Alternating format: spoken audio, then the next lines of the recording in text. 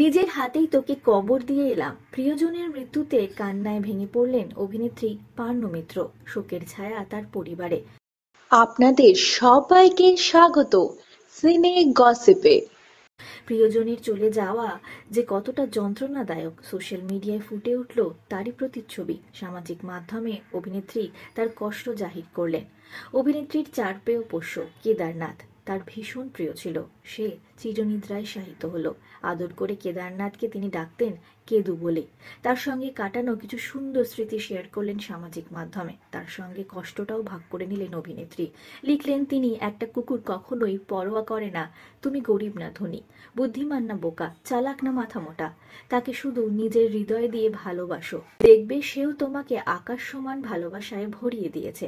6 বছর আগে কেদারনাথকে দত্তক নিয়েছিলেন অভিনেত্রী। ল্যাব্রাডর প্রজাতির এই সারমেয় হয়ে উঠেছিল অভিনেত্রীর জগৎ। তার দুষ্টুমি, তার কীর্তিও ফাঁস করেন অভিনেত্রী। জানান, পাড়া মাতিয়ে রাখত কেদু। প্রতিবেশীদের ঘরে আচমকা প্রবেশ ছিল নিত্যদিনের ঘটনা। কারোর ঘর থেকে জুতো তো কারোর ঘর থেকে খাওয়ার চুরি করতো সে।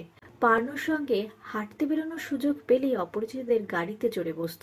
অভিনেত্রী লেখেন, আমার প্রিয় জামা কাপড়, জুতো থেকে গাড়ির চাবি, চেবনোতে ওস্তাদ ছিল কেদু। আমার সোনা বাচ্চাটা। আস্তে আস্তে ও হয়ে উঠেছিল আমার দুনিয়া। আজ আমাদের গোটা দুনিয়াটা তাসের ঘরের মতো ভেঙে পড়ল। আমাদের সোনা ছেলেটা চলে গেল। 6 বছর আগে আমার কোলে চড়ে ও আমার বাড়িতে এসেছিল, আর আজ নিজের হাতে ওকে কবর দিলাম।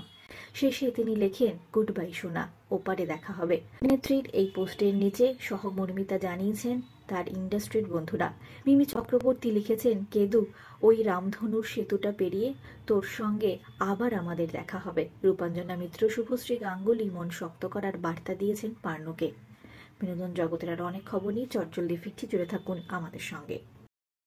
আমরা হলাম সিনে গসিপ, জুড়ে থাকুন আমাদের সঙ্গে। সাবস্ক্রাইব করুন আমাদের এই ইউটিউব চ্যানেলটি।